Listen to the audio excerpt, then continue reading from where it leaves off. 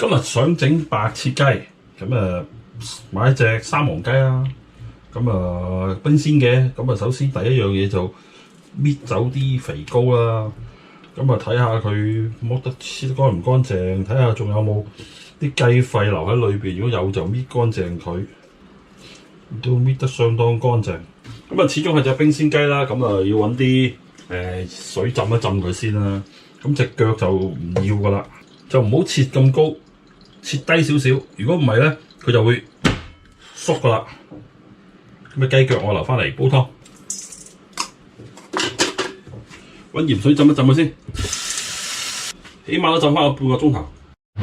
咁隻雞咧浸咗半小時啦，咁咧就可以倒咗啲水佢，就擎乾水佢啦。咁就煲咗一煲大滾水，咁準備6隻雞啦。咁放一條葱落去啊，等啲香味啲香啲咁解啫，冇乜所謂嘅，可落可唔落。咁首先咧，隻雞咧就要放落去嘅時候，唔好一嘢就放咗落去，放一放佢落去，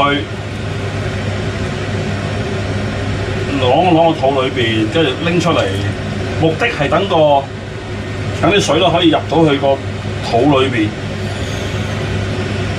嗱，上面呢度一定有窿㗎，咁啲水就會好垂直咁入去啦。咁呢個動作咧，起碼做佢3-4次。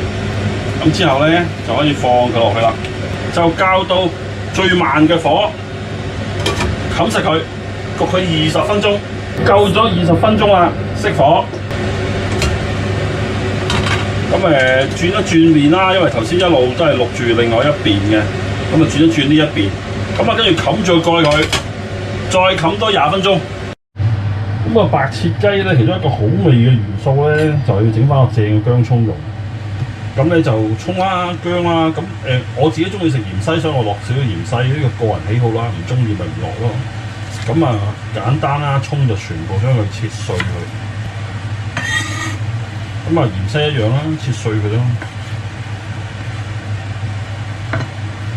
薑咧。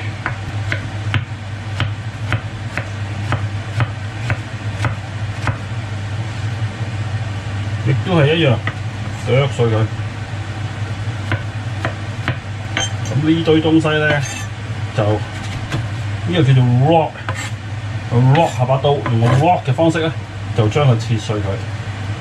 咁有個講法咧，就話咧，如果你用啲日本嘅靚刀咧，你就唔好咁 rock 喎，因為啲日本嗰啲靚刀咧，日本啲刀啊比較啲鋼好硬啊。咁因為你知佢哋切魚生咧。刀工要好細膩噶嘛，咁所以把刀會切到好利，咁亦都用啲鋼水好硬，咁所以如果你 rock 把刀咧，有機會一入咗個砧板，因為夠利啊嘛，咁你一擰把刀嘅時候，啪，咁個刀頭就斷咗噶啦。咁但係呢啲係德國刀咧就好啲，德國刀嘅鋼係冇日本刀咁硬嘅，其實亦都因為冇咁硬嘅關係，咪硬力好啲咯。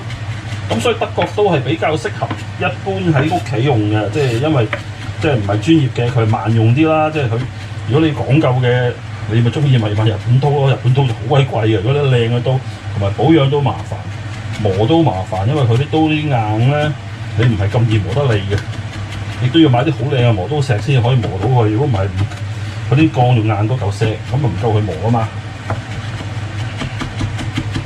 咁但係德國刀咧就比較實際啲咯，咁睇一個人啦。即係如果你要玩到好細膩啊，咁你咪買日本刀咯。咁但係如果你話一般家庭用，我就覺得德國刀夠用㗎啦。德國刀有平有貴啦，我呢套刀唔平啊，以前買落嘅。咁有啲平啲嘅都好實用嘅。刀都好多學問啊，我係識少少嘅啫，冇乜點研究。因為研究係要錢，你想做專家係需要錢，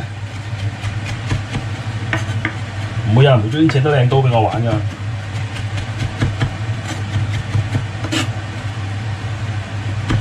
咁至於呢度切到幾碎咧，睇你個人中意咯。你要 fine 啲咪切多幾刀咯。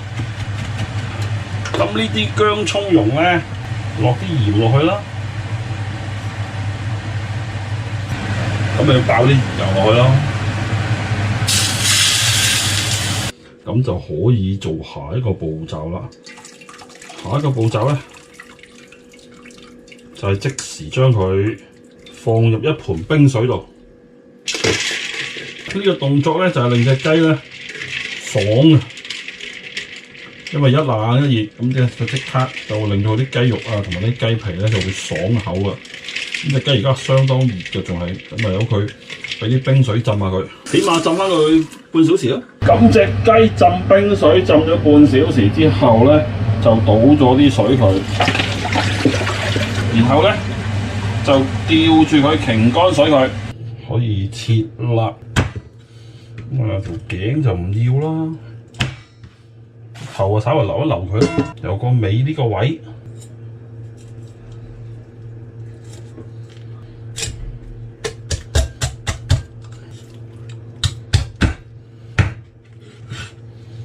咁就一半。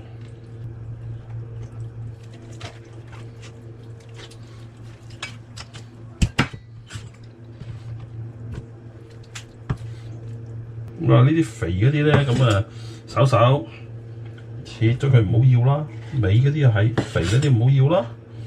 咁跟住咧就攞隻髀啦，隻髀又好易搞嘅，咁樣搣，佢自己都甩啦已經。咁隻髀就出咗嚟啦。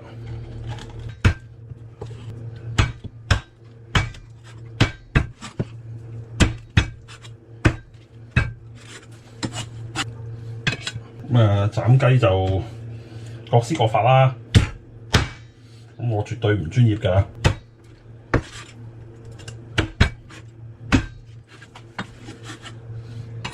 咁跟住隻髀啦，